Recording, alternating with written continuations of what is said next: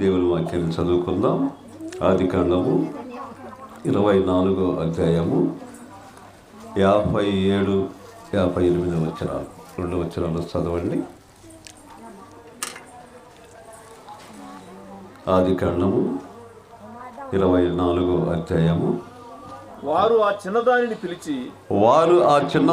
పిలిచి ఆమె ఏమనునో తెలుసుకొందుమని చెప్పుకొని రిబ్కాను పిలిచి ఈ మనుషునితో కూడా వెళ్ళిదవా అని ఆమెను అడిగినప్పుడు వెళ్ళిదనెను. చాలు, ప్రార్థన చేసుకుందాం. పరిశుద్ధుడ ప్రభువా, సర్వోన్నతుడ, సర్వాధికారి, కృప కలిగిన దేవ, ఈ కలమైన పాదములకు స్తుతులు స్తోత్రములు చెల్లించున్నాము. ఈ రాత్రికాల సమయంలో ప్రభువా, ఇంతవరకు పాటలు పాడి ఇది నామాన్ని గణపరిచి మహిమపరిచారు. అతి ప్రాముఖ్యమైన సమయంలోనికి వచ్చాము. అది ఏమనగా ప్రభువా, నీవే నేరుగా వచ్చి నీ బిడ్డలతో నీ వాక్యము మాట్లాడమని అడుగుచూ ఉన్నాను. నాయన దేవాని సహాయము దయచేయమని అడుగుచున్నాను. ప్రభువా, చదవబడిన వాక్యములో నుండి నీ బిడ్డలతో నీవే మాట్లాడండి ప్రభువా. నాయనా, నేను మట్టివాడిని బలహీనుడిని ప్రభువా. నీ సన్నిధానంలో నిలబడి ఉండగా నన్ను మరుగు చేసుకురండి ప్రభువా.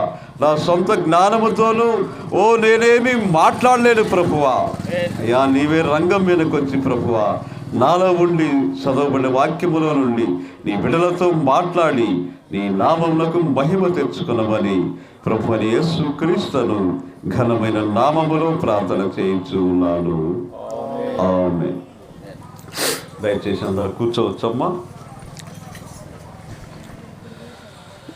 Praise lord. హల్లెలూయా. కూడి వచ్చిన పరిశుద్ధులందరికీ, మరి దేవుని పిల్లలకి ప్రభువైన యేసు క్రీస్తు నామములో అందరూ తెలియజేస్తున్నాను. అందరూ బాగున్నారా? మరి మధ్యలో ఒక వారం పెట్టలేకపోయాం. మరి మేము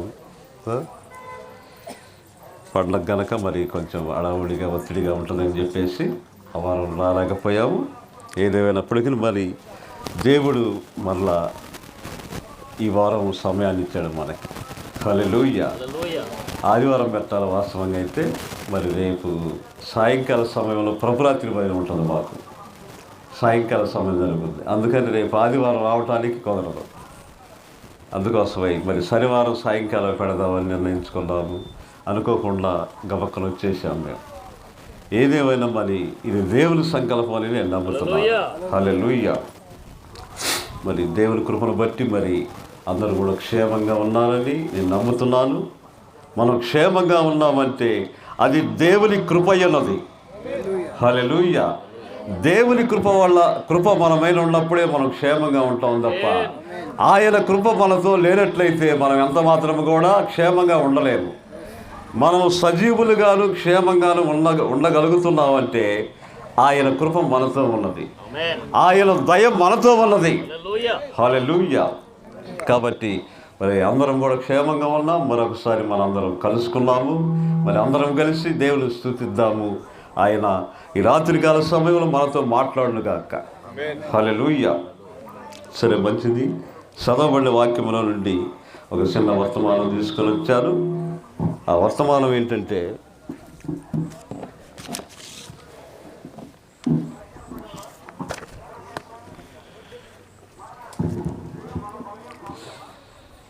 ఆ వర్తమానం పేరు నిర్ణయం తీసుకునుట. హల్లెలూయా. వర్తమానం పేరేంటి? నిర్ణయం తీసుకునుట. ఈసారి ఆదివారం వచ్చినప్పుడు అడుగుతాం మేము, పోయిన వారం ఏ వర్తమానం చెప్పామమ్మా అని అడిగినప్పుడు మరి మీరు ఖచ్చితంగా గుర్తుంచుకొని చెప్పాలా. హల్లెలూయా. గుర్తుంచుకొని మేము వచ్చినప్పుడు మీరు చెప్పగలిగితేనే ఆ వాక్యము విన్నట్టు. మీరు అది మర్చిపోయారనుకో, అది సరే వినలేదని మేము అనుకుంటాము. హల్లెలూయా. కాబట్టి మరి చదవబడిన వాక్యముల నుండి నిర్ణయం తీసుకునుట అనే వర్తమానాన్ని తీసుకుని వచ్చాను. మరి దేవుడు సహాయం చేయునుగాక. కొంచెంసేపు దేవుడు మనతో మాట్లాడునుగాక. సమయం మరి చాలా అయింది, 9 గంటలు దాటింది కదా. కొంచెం లేటుగా పెట్టాము, ఏమనుకోవద్దు, దయచేసి క్షమించాలి. వచ్చే వారం మరి లేటుగా కాకుండా పెందల కాడ పెట్టుకుందాం. హల్లెలూయా. కాబట్టి నిర్ణయం తీసుకొనుట. మనం చదువుకున్న వాక్యములో ఒకసారి మళ్ళీ చదువుతారా?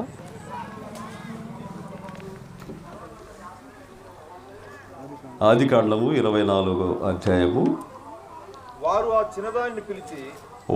ఆ చిన్నదానిని పిలిచి ఆమె ఏమనునో తెలుసుకుందుమని అనుకొని చెప్పుకొని రెబ్కాను పిలిచిరి. ఈ మనుషులతో కూడా వెళ్ళిదవా అని ఆమె అడిగినప్పుడు ఆమె వెళ్ళెదను అనెను. హల్లెలూయా. వారు ఈ చిన్నదానిని పిలిచి ఈ మనుషులతో కూడా వెళ్ళదేవా అని అడుగుదామని అనుకున్నారు. వాళ్ళు ఎవరు అనుకున్నారు? తల్లిదండ్రులు అనుకున్నారు. హల్లెలూయా. ఇప్పుడు ఈ చిన్నది ఎవరు? రిబ్కా. హల్లెలూయా. రిబ్కా అంటే అందరికి తెలుసు కదమ్మా, తెలుసు. ఈ మనుషులతో కూడా వెళ్ళేదివా. ఆ మనుషుడు ఎవరు ఇంతకీ? ఆ మనుషుడు ఎవరంటే అబ్రహాము యొక్క దాసుడైన పెద్ద దాసుడైన ఎలియాజరు. హల్లెలూయా. అబ్రహాము యొక్క పెద్ద దాసుడైన ఎలియాజరు అన్నమాట. ఆ అబ్రహాము యొక్క దాసుడు ఎలియాజరు ఈ చిన్నదాని దగ్గరికి ఎందుకు పంపబడ్డాడు అంటే, అబ్రహామునకు ఒక కుమారుడు ఉన్నాడు.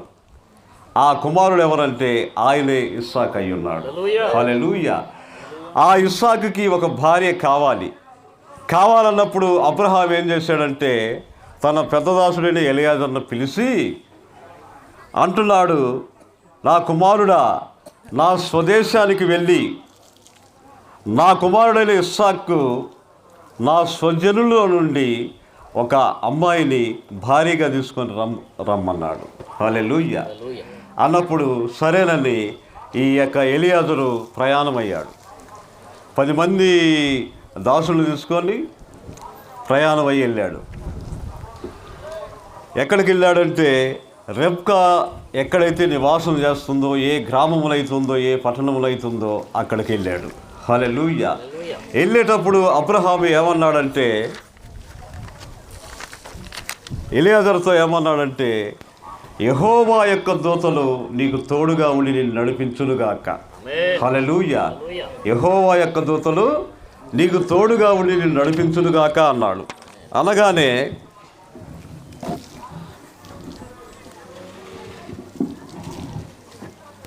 ఈ ఎలియాజరు తన యజమానుడైన అబ్రహాం యొక్క మాట చొప్పున, ఆ మాట మీద నమ్మకం చొప్పున బయలుదేరి ఆ యొక్క దాసుడితో కలిసి ఒక 10 మందిని పంపించాడు.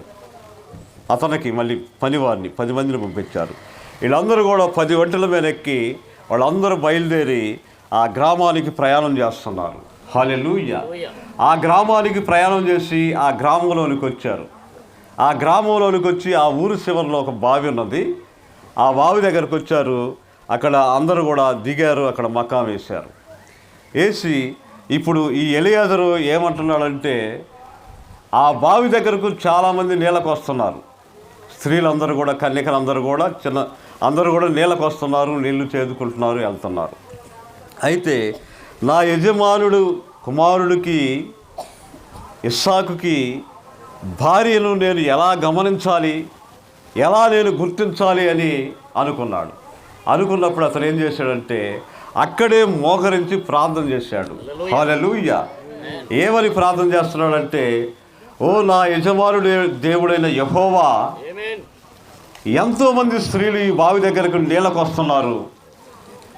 నా యజమానుడి యొక్క కుమారుడికి భార్యను నేను ఎలా గుర్తించగలను, ఎలా కనుక్కోగలను నేను?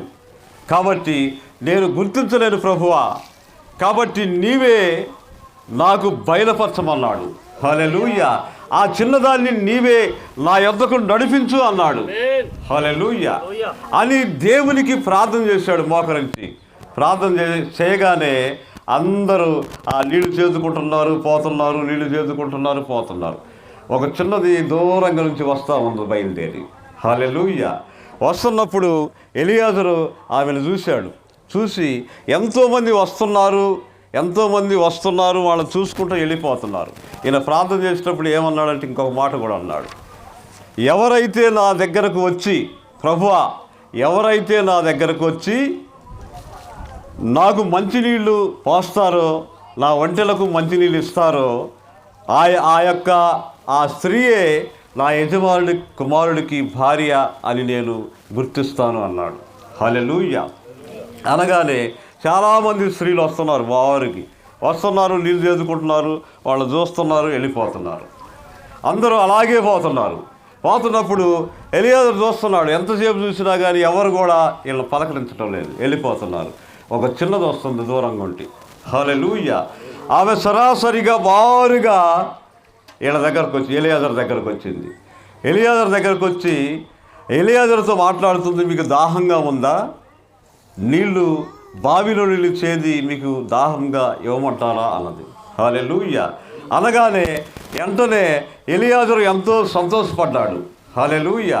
ఎందుకంటే ఏ చిన్నదైతే నా దగ్గరకు వచ్చి నాకు నీళ్లు తాగటానికి నీళ్లు ఇస్తుందో ఆ చిన్నదే నా యొక్క యజమానుడి కుమారుడికి భార్య అని నేను గుర్తిస్తానని ఆ మనసులో అనుకున్న ప్రకారంగా ఆ అమ్మాయి వచ్చి నీళ్లు త్రాగుతావని అడిగినప్పుడు తాగుతానమ్మా అన్నాడు.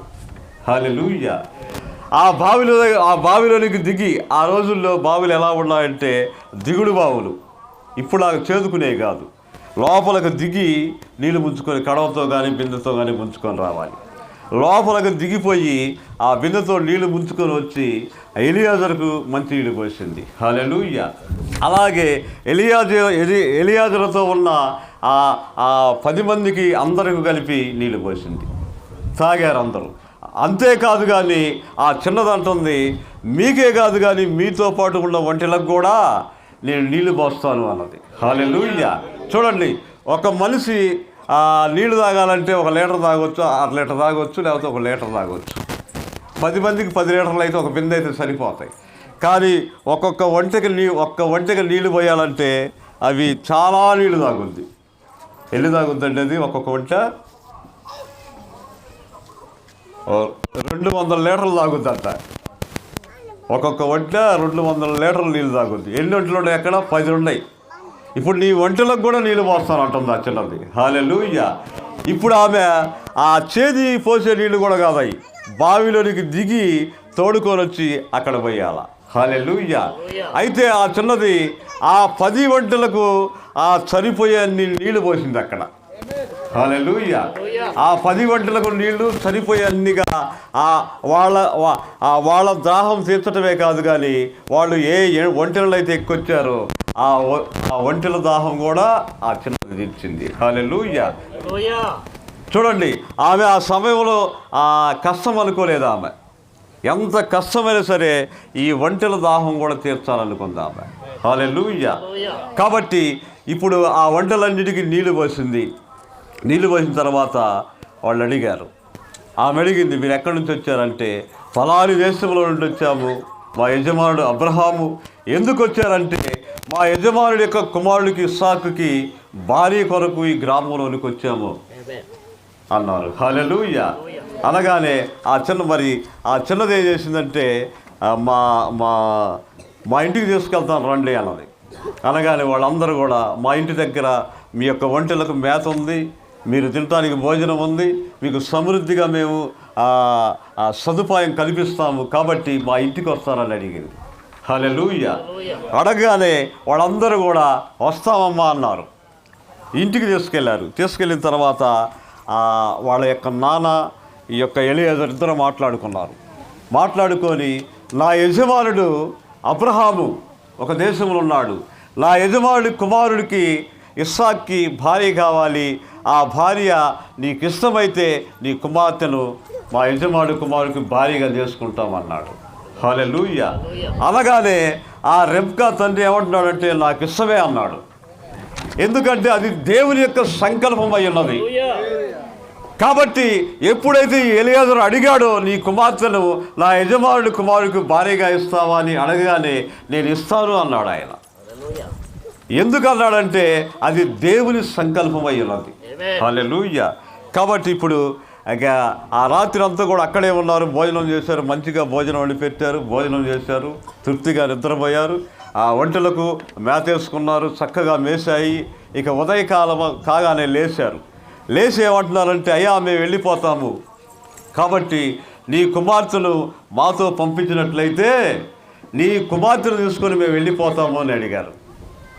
అడగగానే ఆ రెబ్కా యొక్క తండ్రి ఏమంటున్నాడంటే, ఆయన ఏమన్నాడు, వాళ్ళ అన్నదమ్ములు ఏమన్నారంటే ఇంకా 2-3 రోజులు ఉండమన్నారు. వాస్తవంగా అయితే కాదు, మేము వెళ్ళాలి అన్నారు వీళ్ళు. అన్నప్పుడు ఆ యొక్క తండ్రి ఏమంటున్నాడంటే, అంటున్నారు, మంచిదే, అయితే నా యొక్క కుమార్తెను అడగండి అన్నారు. హల్లెలూయా. నా యొక్క కుమార్తెను అడగండి, ఆమె ఏం చెప్పుద్దో. ఆమె ఒకవేళ 2 రోజుల తర్వాత వెళ్తానంటే అలాగే పంపిస్తాము, ఇప్పుడే వెళ్తానంటే ఇప్పుడే పంపిస్తాము అన్నారు. హల్లెలూయా. అనగానే ఆ చిన్నదాన్ని పిలిచారు, రెబ్కాని పిలిచి, అమ్మా నీవు ఈ మనుషులతో కూడా వెళ్తావా అన్నాడు. హల్లెలూయా. ఎవరంటే రెబ్కా యొక్క తండ్రి అన్నాడు. అనగానే ఆమె ఏమంటుందంటే, నేను నిశ్చయంగా ఈ మనుషులతో కూడా వెళ్తాను అన్నది. హల్లెలూయా. చూడండి, ఆమె ఎంత కొంచెం కూడా ఆలోచన చేయలేదు. ఇస్సాకు ఎలాగుంటాడో ఏమకు తెలియదు. అతను ఎర్రనివాడా, నల్లనివాడా, పచ్చనివాడా, ఏ రంగులో ఉంటాడు, చక్కనివాడా లేకపోతే చక్కదనం లేనివాడా, ఏం చేస్తాడు, ఎలా ఉంటాడో కూడా ఈమెకు తెలియదు. ఈమె ఎప్పుడు కూడా చూడలేదు. అయినప్పటికీ కూడా ఈమె ఏమంటుందంటే, నేను ఈ మనుషులతో వెళ్తాను అంటుంది. హల్లెలూయా. ఈ మనుషులతో నేను వెళ్తాను అన్నది. తండ్రి ఎప్పుడైతే వెళ్తావా అన్నప్పుడు నేను వెళ్తాను అన్నది. హల్లెలూయా. దేవుని యొక్క దాసుడు ఏమంటున్నాడంటే, ఆమె తీసుకున్న నిర్ణయం ఎలా ఉందో చూడు అన్నాడు. హల్లెలూయా. ఈరోజు నా వర్తమానం ఏంటి? నిర్ణయం తీసుకొనుట. చూడండి, ఆమె ఎంత సడన్గా నిర్ణయం తీసుకుందో. అయ్యా నేను కొంచెం ఆలోచన చేస్తాను, 1 వారం రోజుల తర్వాత చెప్తాను, లేకపోతే 10 రోజుల తర్వాత చెప్తాను, ఆయన ఎలా ఉన్నాడో నేను చూడలేదు, చూడకుండగానే నేను ఎలా వస్తాను అని ఆ చిన్నది మాట్లాడలేదు. హల్లెలూయా. మరి ఈనాడు ప్రజలైతే మరి పెళ్లి చూపులు చూడాలంటే అలాగా రమ్మన్నాడని చెప్తే వస్తారా? రారు. పెళ్లి చూపులు చూడాలి, అబ్బాయిని తీసుకొని రావాలి, అమ్మాయి దగ్గరకు రావాలి, అమ్మాయి దగ్గర చూడాలి, అమ్మాయి ఇంట్లో చూడాలి, ఇద్దరు చూసుకోవాలి, పెద్దలు ఇద్దరు వాళ్ళు వీళ్ళు ఇష్టపడాలి. అంతేకాదు కానీ మేమిద్దరం కూడా మాట్లాడుకోవాలి అంటారు. అబ్బాయి అమ్మాయి కూడా మేము మాట్లాడుకోవాలంటారు. పెద్దల నిర్ణయం కాదు ఈరోజు అబ్బాయిది అమ్మాయిది నిర్ణయం అయి ఉన్నది. హల్లెలూయా. అయితే ఇక్కడ రెబ్కా అలాగూ ఆలోచన చేయలేదు, కానీ ఆమె ఎలాగూ ఆలోచన చేసిందంటే, ఈ మనుషులతో వెళ్తామన్నప్పుడు నిశ్చయముగా నేను వెళ్తాను. హల్లెలూయా. ఆమె నిర్ణయం ఎలా ఉందో చూడండి. దేవుని సేవకుడు అంటున్నాడు, ఆమె నిర్ణయం ఎలా ఉందంటే, ఆమె నిర్ణయం ఎంత బలంగా ఉందో చూడండి. ఏమీ ఆలోచించలేదు ఆమె. అతను ఎలాగుంటాడో కూడా ఆలోచించలేదు. వెళ్తావా అన్నప్పుడు నేను వెళ్తాను అన్నది. హల్లెలూయా. అయితే ఈ దేవుని యొక్క సేవకుడు అంటున్నాడు, ఈనాడు మరి యేసుక్రీస్తు వచ్చి నిన్ను పిలుస్తున్నాడు, సహోదరి నిన్ను నా కుమార్తెగా పిలుస్తున్నాను, సహోదరుడా నిన్ను నా కుమార్తెగా పిలుస్తున్నాను, నిన్ను నా కుమారుడిగా ఎన్నుకుంటున్నాను, నిన్ను నా కుమార్తెగా ఎన్నుకుంటున్నానని దేవుడు వచ్చి నిన్ను పిలిచినట్లయితే మరి నువ్వు ఈ రాత్రికాల సమయంలో అలాంటి నిర్ణయం తీసుకుంటావా? హల్లెలూయా. ఈ రాత్రికాల సమయంలో అలాంటి నిర్ణయము తీసుకోగలమా మనము? హల్లెలూయా. కాబట్టి దేవుడు గనక నన్ను గనక పిలిచినప్పుడు మనం ఎలాంటి నిర్ణయం తీసుకోవాలంటే, రెబ్కా ఎలాంటి నిర్ణయం తీసుకుందో అలాంటి నిర్ణయాన్ని మనం తీసుకోవాలి. హల్లెలూయా. ఎలాంటి నిర్ణయం తీసుకోవాలి మనము? రెబ్కా తీసుకున్న నిర్ణయాన్ని మనం తీసుకోవలసి ఉన్నది. హల్లెలూయా. దేవుడు పిలిచినప్పుడు ఇంక భయం ఎందుకు మనకి? ఓ కుమారుడా ఈ రాత్రికాల సమయంలో నేను పిలుస్తున్నాను నేను అన్నప్పుడు నిజంగా దేవుడిని మీద నమ్మకము, దేవుడి మాట మీద నీకు నమ్మకం కలిగినట్లయితే నువ్వేమనాలంటే, నేను వెంటనే నువ్వు నన్ను పిలుస్తున్నావు కాబట్టి నేను రావడానికి సిద్ధంగా ఉన్నాను. హల్లెలూయా. ప్రభువా నీ మాట వినటానికి, నీ వాక్యం వినటానికి నేను సిద్ధంగా ఉన్నాను. హల్లెలూయా అని అలాంటి ఒక గొప్ప బలమైన నిర్ణయాన్ని తీసుకోవాలి మనం. ఒక స్త్రీ కానీ ఒక పురుషుడు కానీ అలాంటి నిర్ణయం తీసుకోవాలంటే రెబ్కా తీసుకున్న నిర్ణయాన్ని మనం తీసుకోవాలి అంటున్నాడు. హల్లెలూయా. కాబట్టి ఆ విధంగా రెబ్కాని ఒంటె మీద ఎక్కించుకున్నారు. ఆమెను ఒక ఒంటె మీద ఎక్కించారు. వాళ్ళందరూ కూడా తలా ఒక ఒంటె మీద ఎక్కించారు. వాళ్ళు వచ్చేటప్పుడు కూడా ఒక ఒంటెని ఎగస్ట్రా తీసుకొని వచ్చారంట. ఎందుకంటే పెళ్లి కుమార్తెను ఎక్కించుకొని వెళ్ళాలి కదా. వాళ్ళు 10 మంది 10 ఒంటెలు తీసుకున్నారు, 11వ ఒంటెను కూడా తీసుకున్నారు వాళ్ళు. ఎందుకంటే పెళ్లి కుమార్తెను ఎక్కించుకోవాలా. చూడండి వాళ్ళ నమ్మకం ఎలా ఉందో. మరి ఆ ఊరు వెళ్తున్నాము, ఆ ఊరిలో వాళ్ళు ఆ ప్రజలు ఎవరో మనకు తెలవదు, మనల్ని నమ్మి వాళ్ళ అమ్మాయిని మనతో పంపిస్తారా లేదా, ఇవన్నీ ఆలోచన చేయలేదు వాళ్ళు. వాళ్ళతో పాటు ఒక ఎంటీ ఒంటెని, ఖాళీ ఒంటెని కూడా తీసుకొని వెళ్ళారు. హల్లెలూయా. ఇప్పుడు ఆ ఒంటె మీద ఆ రెబ్కాని ఎక్కించారు. ఎక్కించి ప్రయాణం చేసుకుంటూ వాళ్ళ గ్రామానికి వెళ్తున్నారు. హల్లెలూయా. ప్రయాణం చేసుకుంటా వాళ్ళ గ్రామానికి వెళ్తున్నప్పుడు ఈ మార్గంలో ఈ ఎలియాజరు ఈ అమ్మాయితో మాట్లాడుతున్నాడంట. మార్గంలో ప్రయాణం చేస్తున్నప్పుడు ఈ ఎలియాజరు ఈ అమ్మాయితో మాట్లాడుతున్నాడు. ఏం మాట్లాడుతున్నాడంటే, అమ్మా నువ్వు నీకు కాబోయే భర్తను పెళ్లి కుమారులు చూడకుండానే నమ్మావే, ఎలా నమ్మావు, నువ్వు ఎలా వస్తున్నావు మాతో అని మాట్లాడుతున్నాడు. హల్లెలూయా. చూడండి, ఎలా వస్తున్నావు అన్నప్పుడు ఆ అమ్మాయి అంటుంది, నీవు చెప్పిన మాటను నేను నమ్మాను అన్నది. హల్లెలూయా. నీవు చెప్పిన మాటను నేను నమ్మాను. నీ మాటలో నిజాయితీ ఉన్నది, నీ మాటలో సత్యం ఉన్నది. హల్లెలూయా. అందుకోసమే నీ మాటను బట్టి నేను నమ్మాను అనగానే అతను ఏమంటున్నాడంటే, ఇంకా మా యజమానుడి యొక్క కుమారుడు నీకు కాబోయే భర్త గురించి నేను వివరిస్తాను, కొన్ని వింటావా అన్నాడు. అన్నప్పుడు ఆయన మాట్లాడుతున్నాడు, మా యజమానుడికి అబ్రహాం గారికి చాలా సంవత్సరాల నుండి ఆయనకు పిల్లలు లేరు. 100 సంవత్సరాలు 100 సంవత్సరాలు వచ్చాయి. 100 సంవత్సరాల వయసులో పుట్టిన కుమారుడు ఆయనే ఇస్సాకు అయి ఉన్నాడు. హల్లెలూయా.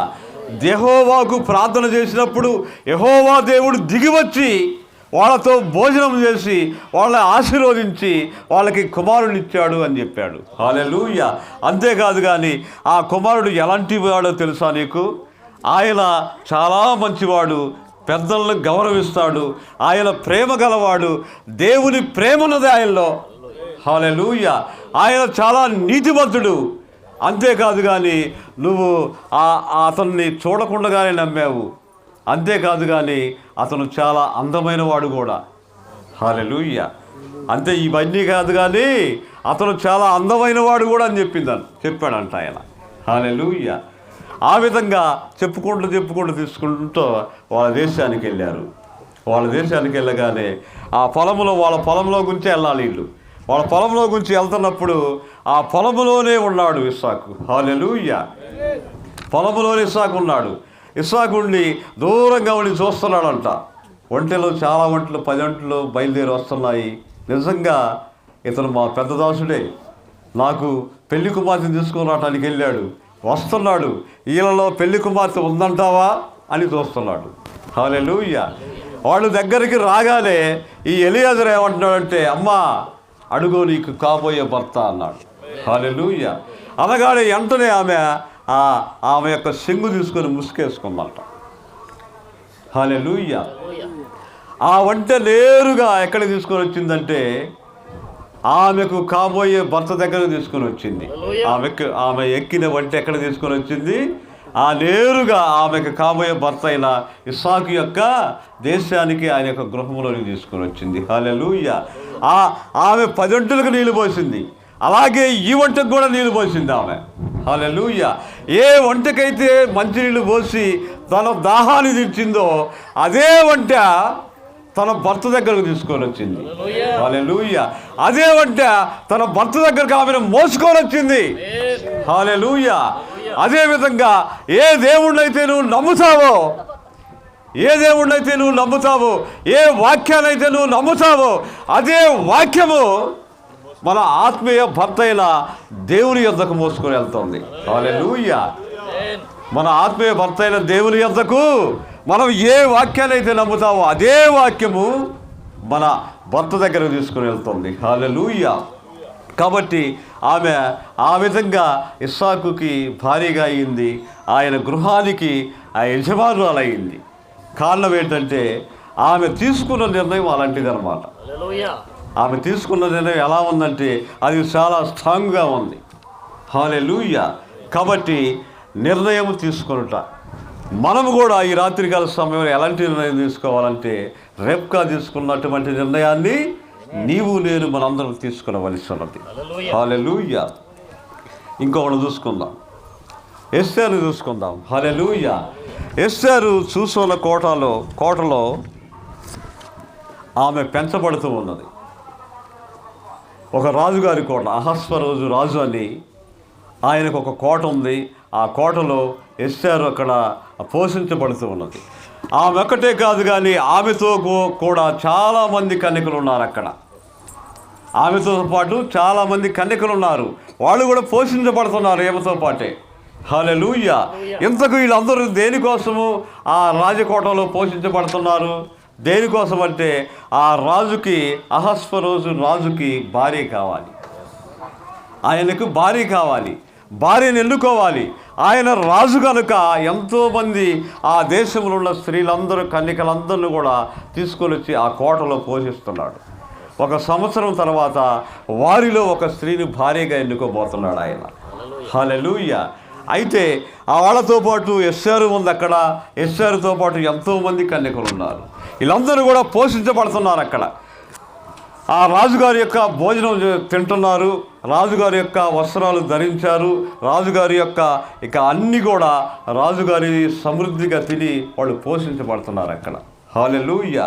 అయితే ఆ విధంగా సంవత్సరం గడిచిపోయింది. గడిచిన తర్వాత ఇక రాజు యొద్దకు తీసుకొని వచ్చే సమయం అయింది వాళ్ళందరినీ. ఇప్పుడు రాజుగారు భార్యను ఎన్నుకునే సమయం అయింది. హల్లెలూయా. అయితే ఒకరోజు అందరిని కూడా తీసుకొని వస్తున్నారు. ఆ కన్యకలందరినీ కూడా రాజుగారి దగ్గర తీసుకొస్తున్నారు. దేనికి తీసుకొస్తున్నారు? రాజుగారు ఒక భార్యని ఎన్నుకోబోతున్నాడు. కాబట్టి ఈ స్త్రీలందరూ కూడా అక్కడ ఎందుకున్నారంటే రాజుగారికి ఒక భార్యను ఎన్నుకోవడానికి ఉన్నారు వాళ్ళందరూ అక్కడ. ఈ స్త్రీలందరూ ఏమనుకుంటున్నారంటే నన్ను ఎన్నుకోవచ్చేమో రాజు అనుకుంటున్నాడు. హల్లెలూయా. అక్కడ ఉన్న కన్యకలందరూ కూడా ఆశపడుతున్నారు, ఆ రాజుకి నేను భార్యను అవ్వాలని ప్రతి వాళ్ళు ఆశపడుతున్నారు. హల్లెలూయా. అయితే అదే విధంగా ఆ సమయమైంది. ఇక అందరిని కూడా ఒకళ్ళొకళ్ళు అందరిని తీసుకొని వస్తున్నారు రాజు దగ్గరికి.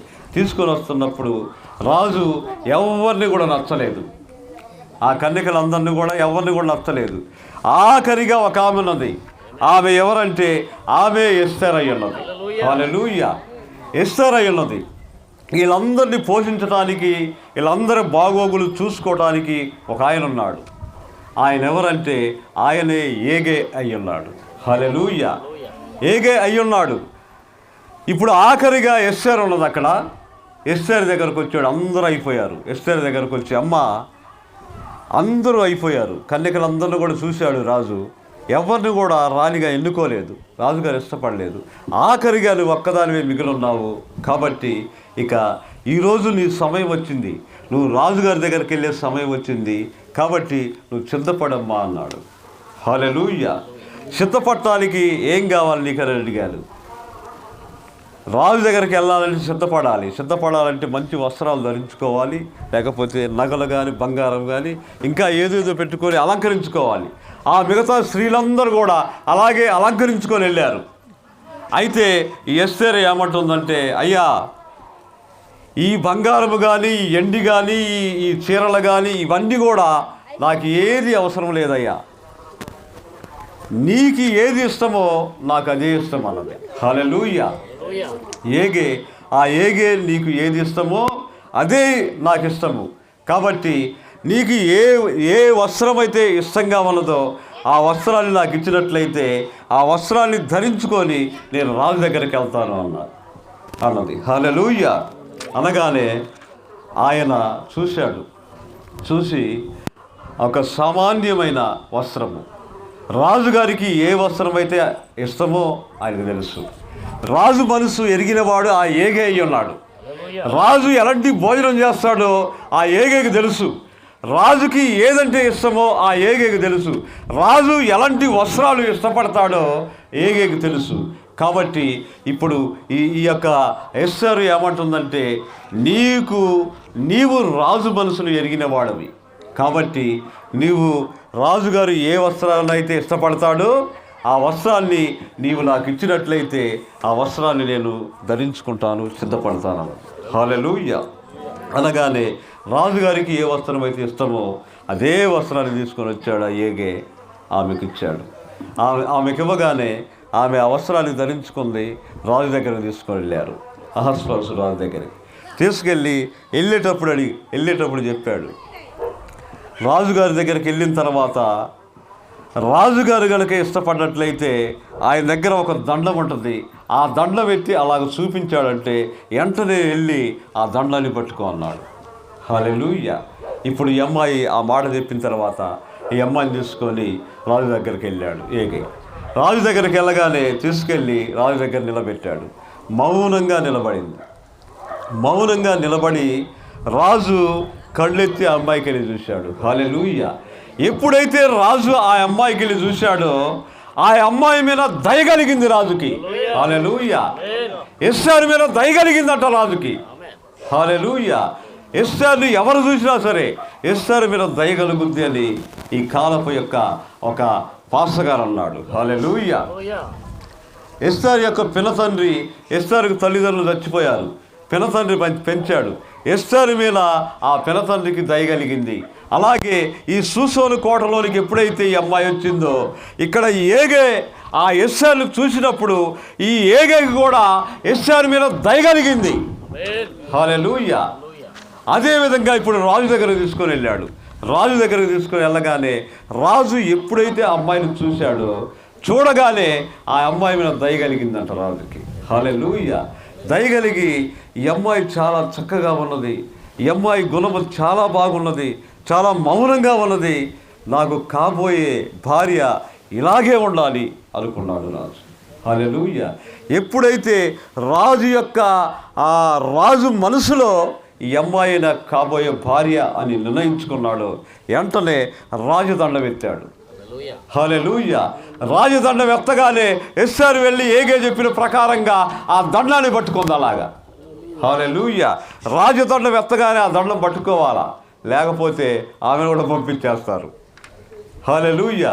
ఇప్పుడు ఆ రాజదండాన్ని పట్టుకొని ఏమైనా కాబోయే భార్య అని నిర్ణయించాడు. హల్లెలూయా. చూడండి, ఇప్పుడు రాజుగారు ఆమెను వివాహం చేసుకున్నాడు. వివాహం చేసుకొని ఇప్పుడు ఏమైంది, ఆమె ఆ రాజ్యానికి రాణి అయింది. హల్లెలూయా.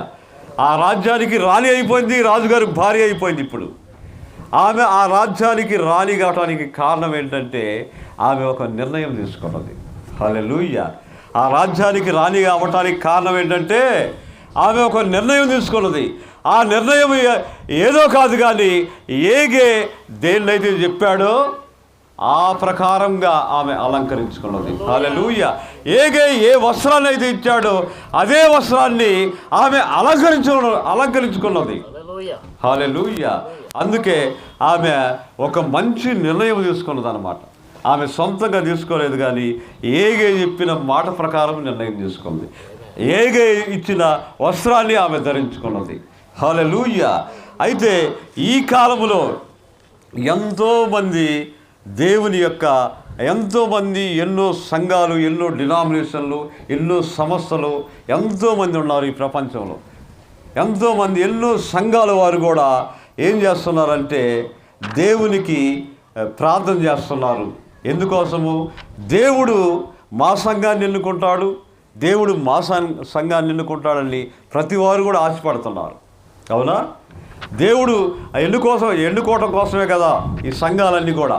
దేవుడు ఎన్నుకొని ఆయన రాజ్యంలోనికి తీసుకొని వెళ్తాడనే కదా ప్రతి వాళ్ళు కూడా, వీళ్ళందరూ కూడా భక్తి చేసేది. కాబట్టి అందరూ కూడా ఏం చేస్తున్నారంటే మమ్మల్ని ఎన్నుకుంటాడు దేవుడు, మమ్మల్ని ఎన్నుకుంటాడు అని వీళ్ళందరూ ఆశపడి అన్ని డినామినేషన్లన్నీ కూడా భక్తి చేస్తున్నాయి. హల్లెలూయా. భక్తి చేస్తున్నాయి. కానీ వాళ్ళు ఏం చేస్తున్నారు అంటే వాళ్ళకి ఇష్టం వచ్చిన వాక్యాన్ని తీసుకుంటున్నారు వాళ్ళు. హల్లెలూయా. వాళ్ళు ఏం చేస్తున్నారంటే ఈ బైబిల్లో ఎన్నో వాక్యాలు ఉన్నాయి. వాళ్ళకి ఇష్టం వచ్చిన మాటనే తీసుకొని ఆ మాట ప్రకారమే వెళ్తున్నారు వాళ్ళు. హల్లెలూయా. ఎస్తేరు అలాగూ చేయలేదు. ఆమెకి ఇష్టం వచ్చిన దాన్ని తీసుకోలేదు. ఎస్తేరు ఆమెకి ఇష్టం వచ్చిన దాన్ని తీసుకోలేదు, కానీ ఆమె ఏగే ఇచ్చిన వస్త్రాన్ని ఇష్టపడింది. హల్లెలూయా. అలాగే ఈ కాలానికి ఒక ఏగే ఉన్నాడు, ఈ కాలానికి ఒక వర్తమానికుడు ఉన్నాడు. హల్లెలూయా. ఆయనే ప్రవక్త అయి ఉన్నాడు. హల్లెలూయా. ప్రవక్త అంటే నా ఉద్దేశం దేవుని సేవకుడని. హల్లెలూయా. కాబట్టి ఈ కాలానికి కూడా ఒక వర్తమానం వచ్చింది. ఆ వర్తమానమే దేవుని వాక్యమై ఉన్నది. హల్లెలూయా. ఆ వర్తమానమే ఈ గడియ వర్తమానమై ఉన్నది. హల్లెలూయా. ఈ గడియ వర్తమానమే నీకు వస్త్రమై ఉన్నది. హల్లెలూయా. ఏకే చెప్పిన మాట, ఆ మాట ప్రకారంగా ఆమె వస్త్రాన్ని ధరించుకున్నది, రాజుకు భార్య అయింది. హల్లెలూయా. అలాగే ఈ కాలానికి పంపించిన దేవుని యొక్క సేవకుడు ఏ వాక్యాలైతే ఇచ్చాడో, ఏ వర్తమానాలైతే చెప్పాడో, ఆ వర్తమానముతోనే అలంకరించబడాలి సంఘము. హల్లెలూయా. ఆ సంఘము ఆ వాక్యముతో అలంకరించబడినప్పుడే మన ప్రభు అయిన రాజు నిన్ను నన్ను మనందరిని కూడా ఆయన ఎన్నుకుంటాడు. హల్లెలూయా. నిన్ను నన్ను ఎన్నుకోవాలంటే మనం ఏ వస్త్రాన్ని ధరించుకోవాలి? వాక్యం అనే వస్త్రాన్ని ధరించుకోవాలి. హల్లెలూయా. ఈ పరిశుద్ధ గ్రంథంలో ఏ వాక్యం అయితే రాయబడిందో ఆ వాక్యాన్ని నమ్మాలి. దేవుని మాట, ప్రతి మాటను నమ్మాలి మనము. హల్లెలూయా. అప్పుడే ఈ వాక్యం అనే వస్త్రాన్ని మనం పరిపూర్ణంగా ధరించుకున్నప్పుడే మన పరలోకపు రాజు మనలను ఆయన ఎన్నుకుంటాడు తన సంఘముగాను. హల్లెలూయా. మరి ఆయన మనల్ని ఆయన సంఘంగా, ఆయన యొక్క భార్యగా ఎన్నుకోవాలంటే మనం ఏం చేయాలంటే మనం నిర్ణయం తీసుకోవాలి అన్నాడు. హల్లెలూయా. మనం ఏం చేయాలి? ఈ భూమి మీద ఉన్నప్పుడే మనం ఒక మంచి నిర్ణయం తీసుకొని జీవించాలి. ఆ నిర్ణయం ఏంటంటే దేవుడు చెప్పిన వాక్యాన్ని మనం నమ్మాలి. దేవుడు చెప్పిన ప్రతి మాటను మనం నమ్మాలి. దేవుడు చెప్పిన ప్రతి మాటను మనం చేయాలి. హల్లెలూయా. ఒక్క మాట కూడా, ఒక్క వాక్యం కూడా తప్పిపోకూడదు. మనకి ఇష్టం వచ్చిన వాక్యాన్ని తీసుకొని మనకి ఇష్టం లేనిది, మనకి కష్టంగా ఉన్న వాక్యాన్ని విడిచిపెట్టకూడదు. అది కష్టమైన నష్టమైన దేవుడు చెప్పిన ప్రతి వాక్యాన్ని మనం తీసుకోవాలి. హల్లెలూయా. కాబట్టి మన నిర్ణయం ఎలా ఉండాలంటే పరలోక రాజుకి మనము భార్యం అవ్వాలి, ఆయన సంఘం అవ్వాలి అంటే మన నిర్ణయం ఎలా ఉండాలంటే వాక్యముతోనే ఉండాలి మన నిర్ణయం. హల్లెలూయా. వాక్యం అనే వస్త్రాన్ని ధరించుకోవాలి మనము. కాబట్టి ఆ విధంగా మనము అలాంటి ఒక ఎస్తేరు తీసుకున్న నిర్ణయాన్ని తీసుకోవాలి. హల్లెలూయా. నిర్ణయం తీసుకొనుట. ఈ రాత్రికాల సమయం వర్తమానం ఏంటి? నిర్ణయం తీసుకొనుట. ఇంకొకడున్నారు, ఇంకొక పాయింట్ చెప్పి ముగిస్తాను. హల్లెలూయా. నిర్ణయం తీసుకొనుట. రూతును చూసుకున్నట్లయితే రూతు కూడా ఒక నిర్ణయం తీసుకుంది. హల్లెలూయా. రూతు యొక్క అత్త తెలుసండి, నయోమి. ఆమె యొక్క భర్త ఎలీమెలెకు. వీళ్ళు ఎక్కడ జీవిస్తున్నారంటే వీళ్ళు బెత్లెహేములో జీవిస్తున్నారు. బెత్లెహేములో జీవిస్తున్నప్పుడు వీళ్ళకి కరువు వచ్చింది. కరువు రాగానే ఈ ఎలీమెలెకు ఎటు చూశాడంటే వేరే దేశంకి వెళ్ళి చూశాడంట. మోయాబు దేశంకి వెళ్ళి చూశాడు. ఆ దేశంలో బాగా పంట పండుతుంది, ఆ దేశంలో తినటానికి ఆహారం సమృద్ధిగా ఉందని చెప్పి ఆ దేశంకి వెళ్ళి చూసి ఆ దేశంలోకి వెళ్ళి కొంతకాలం బ్రతుకుదాం అనుకున్నాడు. హల్లెలూయా. ఈ కాలపు యొక్క సేవకుడు అంటున్నాడు, ఎలీమెలెకు కరువు రాగానే ఇంకొక దేశంకి వెళ్ళి చూశాడు. అబ్రహాం అయితే కరువు వచ్చినప్పుడు ఎటు చూశాడంటే పైకి చూశాడు అన్నాడు. హల్లెలూయా. అబ్రహాముకు కూడా ఒకప్పుడు కరువు వచ్చింది. కరువు రాగానే అబ్రహాం ఎటు చూస్తున్నాడు అంటే పైకి చూసి ప్రభువా అన్నాడు. హల్లెలూయా. ఈ ఎలీమెలెకు ఏమంటున్నాడు? ప్రభువా అనలేదు. బాగా పంట పండి బాగా ఆహారం దొరికే దేశంకి వెళ్ళి చూశాడు. హల్లెలూయా. ఆ దేశానికి వెళ్ళిపోయారు. ఆ దేశంలోకి వెళ్ళిపోయి కొంతకాలం ఉన్న తర్వాత ఆ నయోమి యొక్క భర్త చనిపోయాడు.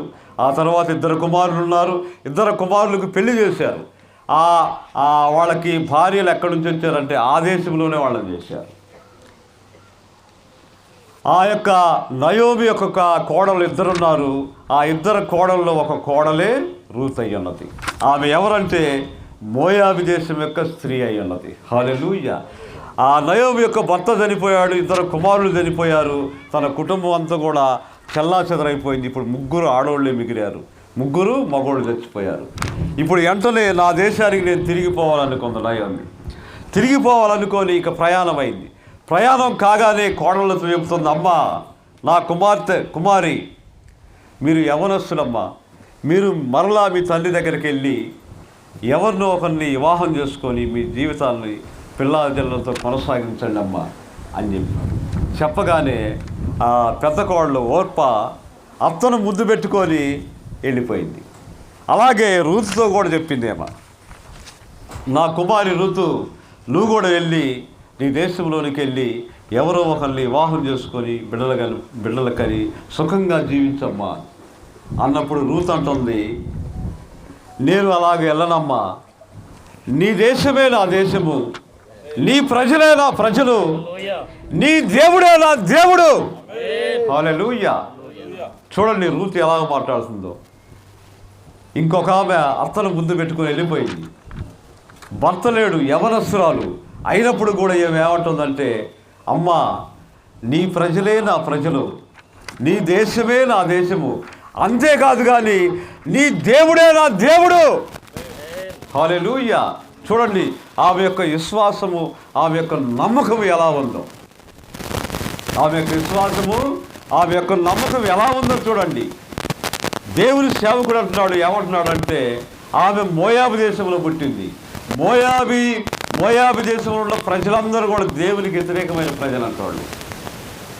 మోయాబు దేశము, ఆ దేశంలో ఉన్న ప్రజలందరూ కూడా దేవునికి వ్యతిరేకమైన వాళ్ళైతే ఆ బైబిల్ గ్రంథంలో, పరిశుద్ధ గ్రంథంలో ఏమి రాయబడిందంటే రూతు దేవుని కుమార్తె అని రాయబడి ఉంది. హల్లెలూయా. మరి మోయాబు దేశంలో పుట్టింది. మోయాబీ అందరూ కూడా దేవునికి వ్యతిరేకమైన ప్రజలు. మరి ఆ వ్యతిరేకమైన ప్రజల్లో నుంచి ఈ దేవుని కుమార్తె, ఈ రూతు దేవుని కుమార్తె ఎలా అయింది అన్నాడు. ఆ ప్రజలందరూ వ్యతిరేకమైన వాళ్ళు దేవునికి, అయినను ఆ ప్రజల్లో నుండి దేవుని కుమార్తె ఉంది ఒక ఆమె. ఎలాగూ దేవుని కుమార్తె అన్నాడు. హల్లెలూయా. ఎలాగూ దేవుని కుమార్తె అంటే ఈమె జగత్ పునాది వేయబడక మునిపే దేవుడు ఆమెను ఎన్నుకున్నాడు. హల్లెలూయా. జగత్ పునాది వేయబడక మునిపే దేవుడు ఆమెను ఎన్నుకున్నాడు. హల్లెలూయా. కాబట్టి ఆమె దేవుని కుమార్తె అయింది. అలాగే ఇప్పుడు ఆమె ఏమంటుందంటే, నీవు అంతేకాదు కానీ నీ దేవుడే నా దేవుడు, అంతేకాదు కానీ నీవెక్కడ మరణిస్తే నేను అక్కడే మరణిస్తాను. హల్లెలూయా. నిన్ను నన్ను మరణం తప్ప మరి ఏది కూడా ఏరు చేయలేదు. హల్లెలూయా. నీ ప్రజలే నా ప్రజలు, నీ దేశమే నా దేశము, నీ దేవుడే నా దేవుడు, మరణం తప్ప నిన్ను నన్ను ఏది వేరు చేయదు. హల్లెలూయా. చూడు ఆమె ఎలాంటి నిర్ణయం తీసుకుందో చూడు. ఆమె రూతు యొక్క నిర్ణయం ఎలా ఉందో చూడండి. ఆమెను యవనస్తురాలు, ఆమె ఎవరినో వివాహం చేసుకోవచ్చు, ఆమె జీవితాన్ని చక్కగా గడపచ్చు. అయినప్పుడు కూడా ఆమె అలా గడపడానికి ఇష్టపడలేదు. కానీ ఆమె నయోమి యొక్క దేవుడే నా దేవుడు అంటుంది. ఎందుకంటే ఆమె దేవుని యొక్క కుమార్తె ఉన్నది ఆమె. హల్లెలూయా. యెహోవా యొక్క కుమార్తె ఉన్నది ఆమె. హల్లెలూయా. అందుకోసమే ఆమె దేవుడు ఆమెకు దొరికాడు కాబట్టి ఆమెని నయోమిని వదిలిపెట్టలేదు. హల్లెలూయా. కాబట్టి ఆమె తీసుకున్న నిర్ణయం ఎలాగున్నదంటే చాలా స్ట్రాంగ్గా ఉన్నది. నీవు నేను మనందరం కూడా అలాంటి నిర్ణయాలు తీసుకొని, ఒక మంచి నిర్ణయం తీసుకొని దేవుని కొరకు జీవించాలి. హల్లెలూయా. దేవుని కొరకు ఒక మంచి నిర్ణయం తీసుకొని దేవుని వాక్యంలో ప్రతి వాక్యాన్ని మనం చేద్దాము. మనం దేవునితో ఒక దినాన ఎత్తబడబోతున్నాము. ఆయనతో సదాకాలం కలిసి మనం జీవించాలి. హల్లెలూయా. మనందరం కూడా భక్తి చేస్తున్నామా, దేనికోసం భక్తి చేస్తున్నామని అడిగితే కొంతమంది చెప్పలేకపోతున్నారు. దేవుడు నమ్మారు, యేసు ప్రభుని నమ్మాము. దేనికోసం నమ్మాము మనం? యేసు ప్రభుని నమ్ముకున్నాం. మనం దేనికోసం నమ్ముకున్నాం చెప్పండి? దేనికోసం నమ్ముకున్నావంటే నాకు ఏదో మేలు జరగాలయ్యా, లేకపోతే నాకు ఒక జబ్బు వచ్చింది తగ్గిపోవాలా, లేకపోతే నాకు పిల్లలు లేరయ్యా, నాకు కుమారుడు కావాలా, లేకపోతే ఇంకా నాకు కొంత ఆస్తి కావాలా, నాకు అది కావాలా ఇది కావాలని చెప్తున్నారు. హల్లెలూయా. దానికోసం కాదు మనం నమ్ముకుంది. దేవుణ్ణి ఎందుకు నమ్ముకున్నామంటే దేవునికి ఒక రాజ్యం ఉన్నది, ఆ రాజ్యం ఒక రోజు రాబోతున్నది. ఆ రాజ్యములో నీవు నేను మనందరము ఆయనతో కలిసి సదాకాలం జీవించాలి. హల్లెలూయా. ఆ రాజ్యము కొరకు, అదే పరలోకమైనది, పరలోక రాజ్యము ఎల్లుట కొరకే మనం దేవుణ్ణి నమ్ముకోవాలి. హల్లెలూయా. అంతేకాదు కానీ ఈ లోకంలో ఉండకో ఆ సిరి సంపద కోసం కానీ ఏదో ఇంకా దేనికోసమో కాదు మనం దేవుణ్ణి నమ్ముకోవాల్సింది. నువ్వు నిశ్చయంగా దేవుని రాజ్యం నాకు కావాలి, దేవుడే ఆ రాజ్యాన్ని ఇవ్వగలడు నాకు, ఆయన మాట వింటే, ఆయన వాక్యాన్ని వింటే ఏదో ఒకరోజు ఆ రాజ్యాన్ని నాకు ఇస్తాడు ఆయన అని మనం నమ్మినట్లయితే ఖచ్చితంగా దేవుడు ఆయన రాజ్యంలోనికి మనం తీసుకొని వెళ్తాడు. హల్లెలూయా. దేవుని యొక్క సంఘము, దేవుని యొక్క వధువు ఒక దినాన ఈ భూమి మీద నుంచి పైకి వెళ్ళిపోబోతుంది. తెలుసా మీకు? దేవుని యొక్క సంఘము ఎత్తబడబోతుంది ఒకరోజు. ఆ ఎత్తబాటులో నువ్వు నేను ఉండాలి మనము. హల్లెలూయా. అందుకోసమే యేసు ప్రభువుని నమ్ముకోవాలి మనము. మనకి ఏదో ఒక ఎకరం భూమి కోసం, లేకపోతే ఆస్తి కోసం, బంగారం కోసం కాదు. మనం ఎత్తబడబోతున్నాము. ఆ ఎత్తబాటులో ఉన్నట్లయితే దేవుని దగ్గర సమస్తం ఉన్నవి. మనం ఈ లోకంలో కోరుకునే అన్ని దేవుడి దగ్గర ఉన్నవి. హల్లెలూయా. ఆ రాజ్యంలోనికి నువ్వు నేను వెళ్ళినట్లయితే మనం ఎక్కడ నడుస్తామంటే బంగారపు వీధుల్లో నడుస్తాం మనం. హల్లెలూయా. ఇక్కడ మొన్నటి వరకు గచ్చు రోడ్లు, మట్టి రోడ్ల మీద నడిచాము. గవర్నమెంట్ ఇప్పుడు సిమెంట్ రోడ్లు వేశారు. ఎక్కడ నడుస్తున్నామంటే ఈ సిమెంట్ రోడ్లు, గచ్చు రోడ్ల మీద నడుస్తున్నాం. పరలోకం వెళ్ళినట్లయితే ఏ రోడ్ల మీద నడుస్తామో తెలుసా? బంగారపు రోడ్డు వీధుల్లో నడుస్తాము. హల్లెలూయా. ప్రకటన గ్రంథంలో రాయబడి ఉంది, బంగారపు వీధుల్లో నడుస్తాము మనమని. హల్లెలూయా. మరి బంగారపు వీధుల్లో బంగారం ముక్కులు చెవులకి పెట్టుకుంటావు. దీనికన్నా బంగారం వీధుల్లో నడవటం ఇంకా గొప్పతనం కదా. దాన్ని కోరుకోవాలి మనం. హల్లెలూయా. కాబట్టి మనందరం కూడా ఒక దినాన దేవునికి నమ్మకంగా జీవించినట్లయితే ఎత్తబడతాము. ఆ ఎత్తబాటులో మనం ఉండాలి, ఎత్తబడతాము. ఆ దేవునితో దేవుని దగ్గరికి వెళ్తాము, ఆయనతో సదాకాలం జీవిస్తాం మనము. హల్లెలూయా. అక్కడ ఒక వ్యాధి ఉండదు, ఒక బాధ ఉండదు, ఒక కష్టం ఉండదు, ఒక నష్టం ఉండదు. అక్కడ ఏ రోగం ఉండదు. మనందరం కూడా ఆరోగ్యంగా దేవునితో ఉంటాము. అంతేకాదు కానీ యవనస్తులుగా ఉంటాము. ఇప్పుడు అమ్మోళ్ళు చాలామంది ముసలోళ్ళు ఉన్నారు ఇక్కడ. దేవుని రాజ్యంలో గనక నువ్వు ఎత్తబాటు జరిగినప్పుడు ఎత్తబడి దేవుని రాజ్యంలో గనక వెళ్తే నువ్వు ఎలా ఉంటావంటే, నీ పక్కన కూర్చుంది అమ్మాయి 17-18 సంవత్సరాల వయసులో ఎలా ఉంటారో అలా ఉంటావు నువ్వు కూడా అక్కడ. అలా ఉంటావు. మరి అలా ఉండటానికి ఇష్టపడుతున్నావా నువ్వు? హల్లెలూయా. ఈ రాత్రికాల సమయంలో మనం ఇష్టపడాలి. ఎవరు చూశారయ్యా అనొచ్చు, పరిశుద్ధ గ్రంథం చెప్తుంది. హల్లెలూయా. అలా ఉంటాం మనం అని. కాబట్టి మనం దేవుని పట్ల నమ్మకం కలిగి జీవిద్దాము, ఎత్తబాటులో మనం ఉందాము. ఆ దేవునితో సదాకాలము దేవునితో కలిసి జీవిద్దాము. బంగారు వీధుల్లో నడుద్దాం మనం. హల్లెలూయా. ఎందుకోసం మనం దేవుడిని నమ్ముకోవాలి? పరలోకం కోసం. అర్థమైంది ఇప్పుడల్లా? ఎందుకోసం మనం దేవుడిని నమ్ముకోవాలి? పరలోకం కోసం. పరలోకం కోసం దేవుడిని నమ్ముకోండి. పరలోకం పోవటం కోసం మనకి ఈ భూమి మీద ఉన్న సమస్యలన్నీ తీరుస్తాడు దేవుడు. రోగం ఉందనుకో, అయ్యా నేను రోగంతో ఎంతో కాలం బాధపడుతున్నానయ్యా, నా రోగం తీసేస్తే చాలయ్యా అని అంటారు కొంతమంది. లేకపోతే అయ్యా నాకు బిడ్డలు లేరు, ఒక కుమారునిస్తే నేను తృప్తిపడతాను అయ్యా అని ప్రార్థన చేస్తాను. ఇంకా అయ్యా నాకు ఆర్థికంగా నేను చాలా ఇబ్బంది పడుతున్నాను, నేను పేదరాన్ని, నాకు కొంచెం ఆస్తి ఇస్తే బాగా బ్రతుకుతాను అంటాం. అడుగుతాం దేవుడి సాధ్యంగా, అడగొచ్చు, తప్పలేదు. అయితే మనకి ఇవన్నీ కావాలి అంటే ఇవన్నీ ముఖ్యం కాదు. మనకి పరలోకమే నాకు ముఖ్యమని దేవుణ్ణి నమ్మండి, ఇవన్నీ దేవుడిస్తాడు. అసలైంది అది మనకి. దాన్ని కోరుకున్నట్లయితే ఇవన్నీ దేవుడిస్తాడు. హల్లెలూయా. కాబట్టి మనం దానికోసం ఎదురు చూస్తున్నాము. దానికోసము మనం భక్తి చేయాలి. దేనికోసం చేయాలి? పరలోకము వెళ్ళటం కోసమే మనం భక్తి చేయాలి. పరలోకం వెళ్ళటం కోసం మనం భక్తి చేసినట్లయితే దేవుడు ఇవన్నీ మనకు అనుగ్రహిస్తాడు. హల్లెలూయా. ఈ రాత్రికాల సమయంలో మరి ఎంతో ఓపిక కలిగి అందరూ వాక్యాలు విన్నారు. మన నిర్ణయము ఎలాగుండాలి అంటే దేవుని రాజ్యంలోనికి వెళ్ళాలి అనే ఒక మంచి నిర్ణయాన్ని మనం కలిగి ఉండాలి. హల్లెలూయా. అలాంటి నిర్ణయాన్ని మరి ఇక్కడ ఉన్న వాళ్ళందరూ కూడా అలాంటి నిర్ణయాన్ని తీసుకుంటారని నేను నమ్ముతున్నాను.